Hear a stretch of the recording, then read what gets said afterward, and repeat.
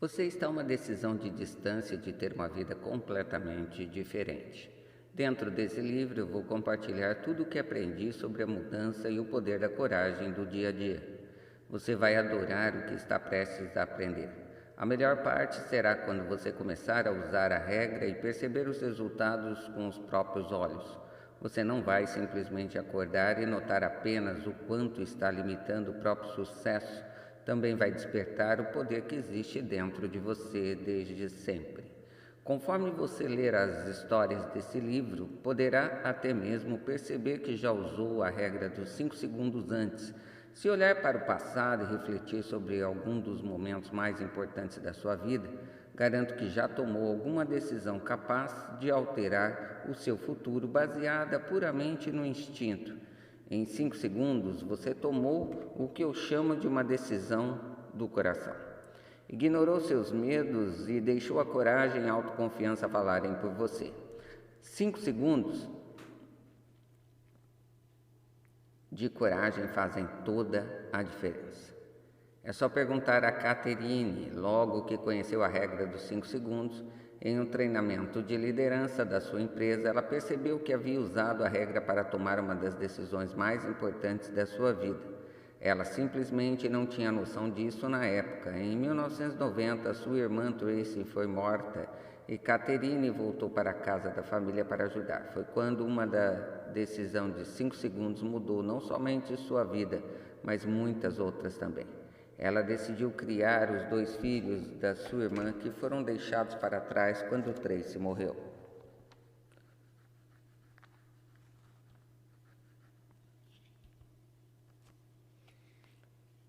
Tracy foi morta pelo marido em 1990. Seus 2 pequenos foram deixados para trás, Dan, de 4 anos, e Trudy, de 18 meses. Eu voltei para a casa de nossa família para ajudar com as crianças. Ainda me lembro de chegar naquele dia sem nunca ter conhecido meus sobrinhos, e Trudy veio até mim e me abraçou. Uma decisão tomada em 5 segundos me levou a assumir a criação deles, adotá-los, me casar, ter um 3º filho. Agora, ser avó dos 3 filhos de Trudy. 5 segundos não somente mudaram a sua vida, mas muitas outras. Eu finalmente entendo o que significa algo sobre o qual você não precisa nem pensar para fazer. Seu coração fala e você simplesmente escuta. Obrigada por sua inspiração. Agora eu também tenho a história para contar. Sua eterna fã, Catherine. Eu adorei o jeito que ela descreve a decisão como algo que você não precisa nem pensar. Porque quando você age com coragem, o cérebro não está envolvido. Seu coração fala e você simplesmente escuta. A regra ensina como fazer. Vai ser necessário um certo esforço da sua mente para descobrir o poder que existe dentro de si. Sim, com certeza. Mas como Mallory disse algumas páginas, é absolutamente incrível e inspirador o quanto as coisas ficam mais fáceis quando você descobre a própria força. Trabalhar para melhorar a própria vida é simples, você é capaz de fazê-lo, é algo que você vai querer fazer porque é o objetivo mais importante que existe. Você irá aprender a amar e confiar a si mesmo o bastante para parar de esperar e começar a aproveitar toda a magia. As oportunidades e as alegrias que sua vida, o trabalho e os relacionamentos têm a oferecer. Estou muito animada para ouvir o que vai acontecer quando você começar a usar a regra dos 5 segundos. Mas acho que estou me adiantando aqui. Antes de podermos conversar sobre todas as maneiras empolgantes pelas quais você vai poder utilizar a regra, preciso levar você de volta a 2009 e explicar como tudo começou. Coragem. Coragem. Substantivo. Capacidade de fazer algo que seja difícil ou assustador. Sair da zona de conforto, compartilhar suas ideias, falar diante de outras pessoas ou comparecer aos locais desejados, permanecer firme, de acordo com suas crenças e valores, em alguns dias, levantar da cama. Como descobrir o poder dos 5 segundos? A coragem é encontrada em lugares improváveis. J.R.R. Tolkien. Tudo começou em 2009, quando eu tinha 41 anos e estava com problemas enormes em relação a dinheiro, a trabalho e também ao meu casamento. Assim que acordava, a cada manhã, tudo que eu sentia era pavor. Você já se sentiu assim? É péssimo. O despertador toca e você simplesmente não sente vontade de se levantar e encarar o dia. Ou então você fica deitado na cama sem conseguir dormir, com a cabeça girando enquanto pensa em todos os seus problemas. Essa era eu. Durante vários meses me senti tão sufocada pelos problemas que tinha dias em que mal conseguia sair da cama.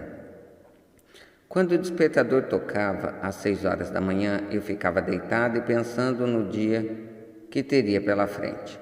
No financiamento da minha casa, na conta bancária que eu estava no vermelho, na minha carreira fracassada, no ressentimento que eu tinha em relação ao meu marido, e apertava o botão de soneca. Não somente uma, mas várias vezes. No começo, isso não era um grande problema, mas como ocorre, como qualquer mau hábito, conforme o tempo foi passando, o efeito bola de neve aconteceu e o problema se transformou em algo muito maior, o que impactava todo o meu dia. Quando finalmente conseguia me levantar, meus filhos já haviam perdido o ônibus da escola e eu sentia que estava arruinando a vida inteira. Passava a maior parte dos meus dias cansada, atrasada para tudo e sentindo-me totalmente esmagada. Não sei como foi que isso começou. Eu apenas me lembro de sentir que estava derrotado o tempo todo. Minha vida profissional estava na sarjeta. Nos últimos 12 anos, eu havia mudado de carreira tantas vezes que cheguei até a desenvolver múltiplas personalidades. Depois que me formei em Direito, comecei minha carreira como defensora pública para a Sociedade de Aconselhamento Jurídico e Defesa Criminal da cidade de Nova York. Em seguida, conheci meu marido Chris. Nós nos casamos e mudamos para Boston para que ele pudesse dedicar o seu MBA. Em Boston, eu trabalhava em horários malucos para um enorme escritório de advocacia e me sentia mal o tempo inteiro. Quando nossa filha nasceu, usei a licença maternidade para procurar um novo emprego e acabei na área de startups em Boston. Trabalhei em várias startups de tecnologia durante esses anos. Foi divertido e aprendi muita coisa, mas nunca senti que a área de tecnologia fosse a carreira certa para mim. Contratei um profissional coaching para me ajudar a descobrir o que fazer com a minha vida. Trabalhar com coaching fez com que quisesse seguir essa carreira. Assim como muitas pessoas, eu trabalhava durante o dia e cuidava das crianças. Quando chegava em casa à noite, estudava para conseguir a certificação de que precisava. Depois de algum tempo, abri uma empresa de coaching. Adorava fazer aquilo e provavelmente ainda estaria nessa área se a mídia não tivesse me convocado. A primeira carreira da mídia começou com um tropeço. A revista Inc. publicou um artigo no qual mencionava a minha empresa de coaching. Um executivo na rede CNBC viu o texto e me ligou. Aquela ligação resultou em muitas reuniões. Depois de vários meses de tentativas, consegui um contrato de desenvolvimento com a rede ABC e um programa de rádio no qual os ouvintes telefonam para os locutores das subsidiárias Sirius. Parece uma coisa chique, mas não era. Fiquei surpresa ao saber que a maioria dos contratos de desenvolvimento pagam muito pouco e emissoras de rádio pagam menos ainda.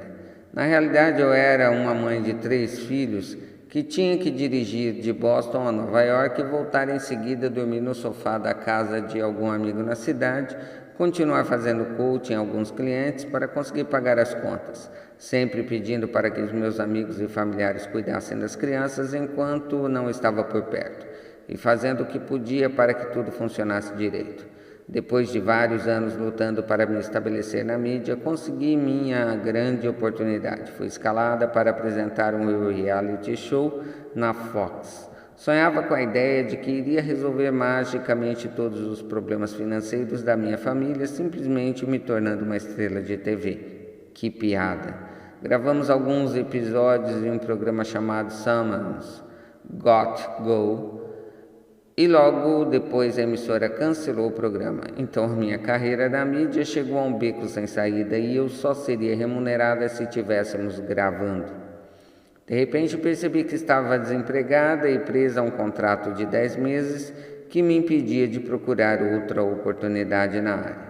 A essa altura, Cris já tinha terminado seu MBA e aberto uma pizzaria especializada em massa fina na região de Boston. No começo as coisas estavam indo bem, a primeira loja foi um tiro certeiro, a empresa ganhou o prêmio das melhores de Boston. Depois dos prêmios regionais, e a pizza era fantástica. Eles abriram um segundo restaurante e, estimulados por uma grande cadeia de supermercados, encabeçaram uma operação focada em vendas no atacado. Por fora parecia um negócio, era um sucesso, mas nos balanços financeiros as rodas estavam começando a sair dos eixos.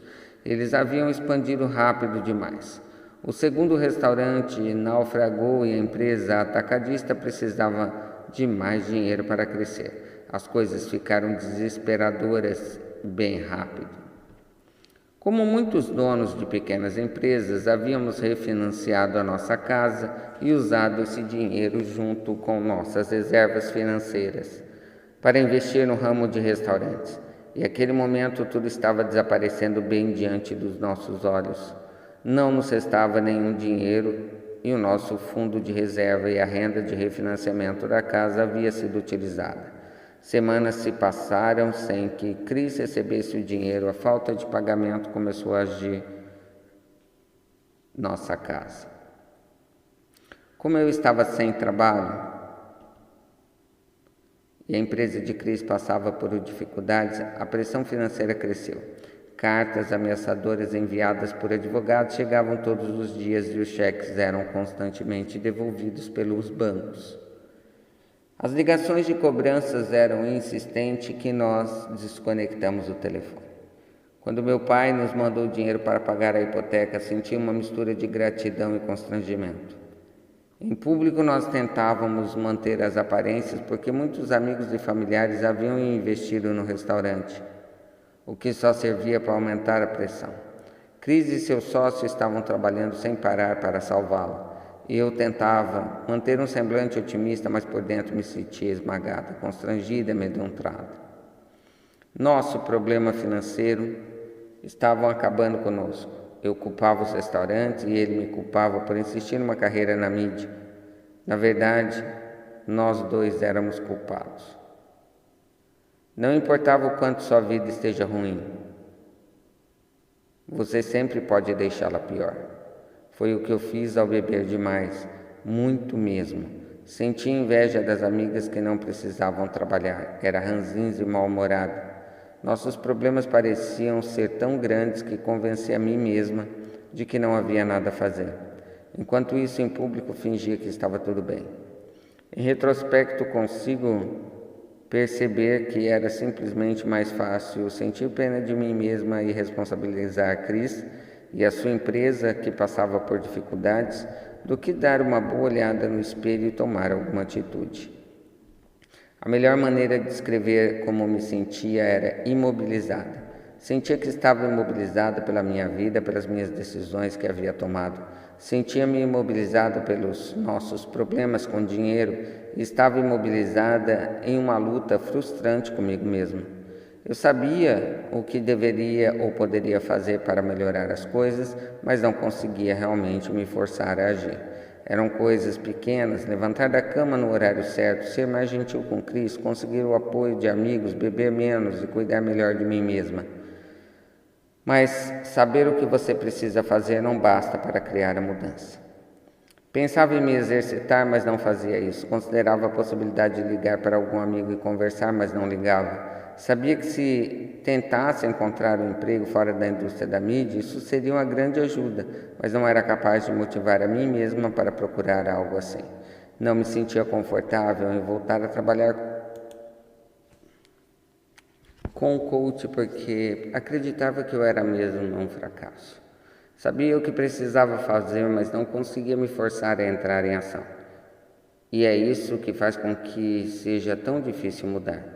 Mudar exige que você faça coisas que parecem difíceis e assustadoras. Mudar exige coragem e autoconfiança, e eu estava com essas duas características esgotadas. O que eu realmente fazia era passar muito tempo pensando. Pensar acabava piorando tudo. Quanto mais eu pensava na nossa situação, mais assustada ficava. E é isso que sua mente faz com você. Se concentra nos problemas, ela os expande. Quanto mais me preocupava, maiores eram minhas incertezas e a sensação de sufocamento. Quanto mais eu pensava, mais paralisada eu me sentia. Toda noite eu bebia alguns drinks para aliviar a pressão, deitava na cama bêbada ou alterada, fechava os olhos e sonhava com uma vida diferente. Uma vida na qual não tinha que trabalhar e onde todos os nossos problemas haviam desaparecido magicamente. No momento que eu acordava, tinha que encarar a realidade. A minha vida era um pesadelo. Eu estava com 41 anos, desempregada, financeiramente arruinada, desenvolvendo sinais de alcoolismo e não tinha nenhuma confiança na minha capacidade, nem da do meu marido, de resolver nossos problemas. Era aí que entrava o botão de soneca. Eu apertava 2, 3, 4 vezes a cada manhã. Quando apertava aquele botão, esse era o único momento do dia em que eu realmente sentia que estava no controle. Era um ato de rebeldia. Era como se estivesse dizendo: "A sério, tome isso, vida, foda-se. Eu não vou levantar da cama agora, eu vou voltar a dormir e pronto." Quando finalmente me levantava, Cris já havia saído de casa para cuidar dos restaurantes, meus filhos não estavam vestidos e o ônibus da escola já havia passado há muito tempo. Dizer que as manhãs eram caóticas é uma maneira suave de descrever aquela época. Era um verdadeiro desastre, estávamos sempre atrasados, eu esquecia dos lanches, das mochilas, das bolsas com material de educação física e dos bilhetes para as professoras quando saímos correndo pela porta. Sentia vergonha de tantas bolas fora que eu dava todos os dias sem exceção, e isso me deixava em um estado ainda pior. E aqui está o problema. Sabia o que precisava fazer para começar bem meu dia, precisava acordar na hora, fazer o café da manhã e colocar as crianças no ônibus da escola. Em seguida precisava procurar emprego, não era algo comparado a escalar o Monte Everest, entretanto o fato daquilo eram coisas simples, só servia para piorar tudo. Eu não tinha uma justificativa plausível para explicar a razão pela qual não era capaz de fazer aquilo. Minha autoconfiança estava em queda livre. Se eu não era capaz nem mesmo de levantar da cama na hora certa, como poderia ter fé em mim mesma para consertar os problemas maiores nas finanças e no casamento que Cris e eu estávamos enfrentando? Quando penso naquela época, percebo que estava perdendo a esperança. Você já percebeu que até mesmo as pequenas coisas às vezes parecem ser difíceis demais? Como ouvi vários relatos de vocês, sei que não estou sozinha nesta situação. A lista das coisas difíceis é surpreendentemente universal. Falar em uma reunião, manter positividade, tomar uma decisão, encontrar tempo para si mesmo, pedir feedback, levantar a mão, pedir um aumento de salário, vencer as dúvidas em relação a si mesmo, atualizar o currículo, apertar o botão de enviar após escrever um e-mail, manter-se fiel aos seus próprios planos, sair de casa, oferecer-se para ir primeiro, comparecer em uma reunião de amigos, bloquear um ex nas redes sociais, conversar com alguém que você acha atraente, entrar em uma pista de dança, publicar seus trabalhos, ir à academia, comer moderadamente, dizer não, pedir ajuda, baixar a guarda, admitir que você está errado, escutar com atenção.